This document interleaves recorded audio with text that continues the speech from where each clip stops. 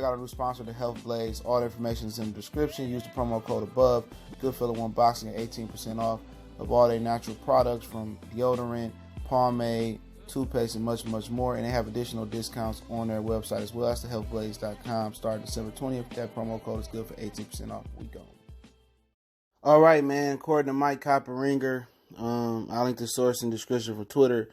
Jarrett Hurd is officially let go of his head trainer, Ernesto Rodriguez. Let's chop it up real quick. Goodfellow Sports TV, we in the building.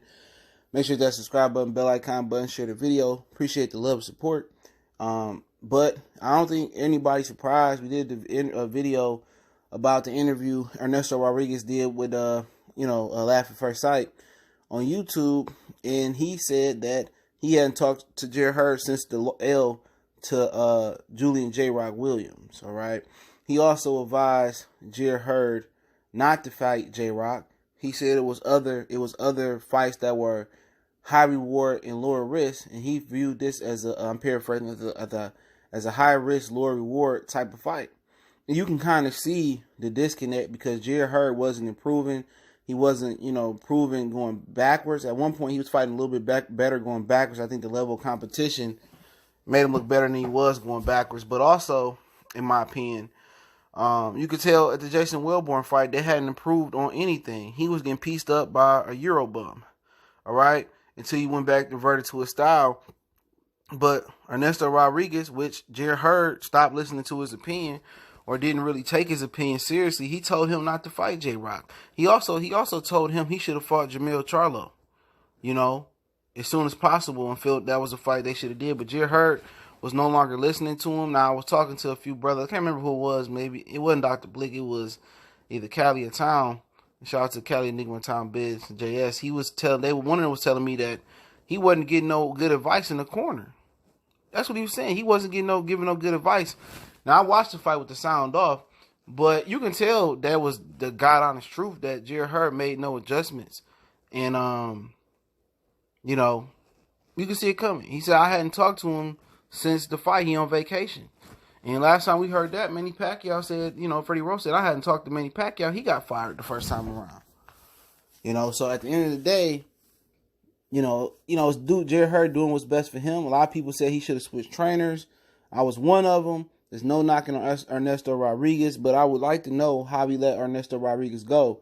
Because I remember Badu Jack let Eddie Mustafa Muhammad go over a text message. And I just don't feel like real men do that. I feel like real men, if you're going to break up with your woman or you're going to let somebody go, that's what they do in the corporate world. They get their little assistant managers to fire people. They can't do it, and they can't do it man to man.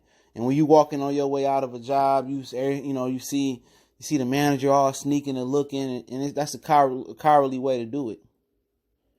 And hopefully Jarrett Hurd, met up with him. They had dinner or something. They chopped it up.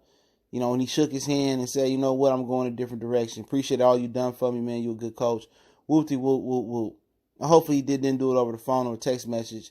He just kept it 100, and told him that. And obviously, he didn't have enough experience on his level. And I think we all agree. This is who brought Jarrett Hurd to the ball. His work is not to be going unnoticed. He built Jarrett Hurd up with only like 45 amateur fights or something like that. They got to, world titles, 2 world titles.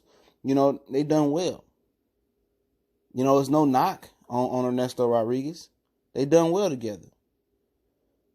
So at the end of the day, you can just tell by the interview he did on Laugh at First Sight that he was fried. You know what I'm saying? But you know what? You keep your head up. You look to get better and see what you could have done better with Jarrett Hurd at, so you won't let it happen. So the next young king you build up, this won't happen. But where can he go? I mean, if you want to stay in the area, Barry Hunter. That's somebody, I don't think that's the ideal fit for him. That's just my personal opinion. But if you want to stay in that DMV area, Barry Hunter would be ideal fit. Teddy Atlas, if you want to stay on that side, Teddy Atlas would be a good fit for him. A real student of the game, a guy that can refine and really teach him how to perform as a fighter. He hard on you, but Jarrett Hurd seemed to be a guy that listen, that's humble. Now he done got to change and shit, but he still seemed like a humble young man. You know, I think him and Teddy Atlas' personalities go well together. I think that they'll mesh. Other than that, just looking, you can look at Andre Rozier, Virgil Hunter. I'm not big fans of him going over there, in my opinion. It ain't because they're not good traders. Could fit. Ronnie Shields also obviously got the Charlos over there. He got one of the Charlos. He can move up and fight Jamal. Derrick James, he got the other Charlo, so that won't help.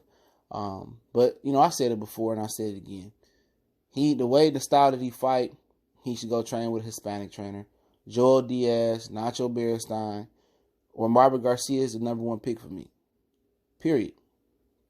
Robert Garcia, you know, he's done it before. He's legitimately renovated a fighter who had less skill, who was just a barbaric puncher in Madonna.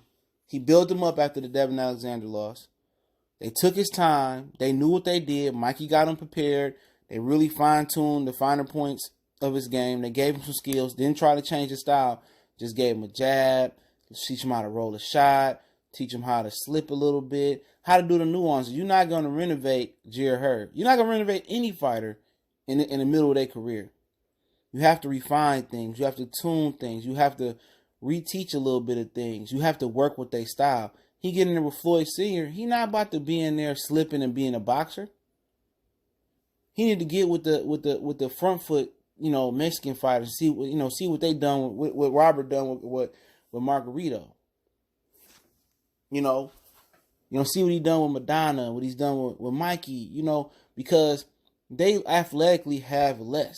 And Jarrett Hurd isn't a supreme athlete. He don't have fast hands, fast feet. But what he is he got tough. He got heart. He got a jaw. He got the intangibles. He got power. And when you got that, you can teach him a little bit of something. I would love to see him go, Robert. And people say, well, he don't train black people or whatever. Like I said before, I said it many times, they extended the tea leaf out to Gervonta Tank Davis to train with them. That'd be an ideal fit for him to get with a Hispanic coach. Because his style is Hispanic. It gives you an idea of your classic Hispanic fighter. And they could teach him how to really get on the inside, how to really work the jab a little bit better, really slip and roll, and not even look flashy. Just, you know what I'm saying? Jarrett Hurd ain't your typical black American fighter. You know, neither is Sean Porter. They go-getters. They savages. You know, and that just represents that, you know, us as black people around the world, we come in many different styles. We just not the slick and slippery or we just not Mexican style. We can fight any way you want. We got different genres within our boxing. We can be slick. We can be aggressive. We can be sluggers. We can be boxer counterpunchers. I mean, throughout history, look at it, man. You know, treacherous punchers and Sonny Liston, treacherous puncher and George Foreman, Ernie Shavers. I mean, you know, really good slick fighters, Ray Robinson, Ray Leonard. You know, you can just keep going on and on and on and on. You know, good defensive fighter, Pernell Whitaker. You know, Floyd Mayweather. You know, you got your sluggers throughout history. You got Sean Porter is a good slugger. Not the biggest puncher, but he's a good slugger. You know, you go look at Julian Jackson, one of the biggest punchers. Gerald McClellan, a big puncher. Tommy Hearns, a big puncher. You know, Shane Mosley, athletic, you know, fireball, just great athlete. You know, we just come in all different shapes and sizes and styles, man. You know, but like I said, his style just more favor Hispanic coach. You know, so if I had to give a top 5 for who Jarrett Hurd should go to, Robert Garcia, Joel Diaz would be one of them. Teddy Atlas would be one of them. You know, somebody that could really, Barry Hunter would be one of them. In no particular order. I think Robert would be number 1 for his style. And probably 5, you're probably looking at a guy, probably, you know, trying to think of anybody else I'm missing. I know I'm missing somebody. Probably 5, you know, I would probably say, man, if they wasn't with the Charlos, Derrick James would be a good coach for him, but he's with the Charlos. So, 5, I'm trying to look for somebody on the East Coast that can really get that style. You know, Nazim Richardson would be a good one. You know, 5, no particular order. But it's Goodfellas Sports TV. I'll link the source in the description. Don't forget to check out our sponsor, The Hellblaze, thehellblaze.com. Promo code Goodfella1Boxing. Get you 18% off the 100% all natural products. Soaps, lotions, foot soaks, bath bombs, deodorant, toothpaste, hair pomade, and much, much more. Don't forget, we're on Facebook, Instagram, Twitter. Reach out to the email. If you have business question, inquiry, sponsorship, video questions, all links in the description. Check out the Patreon. One time for the one time. We gone.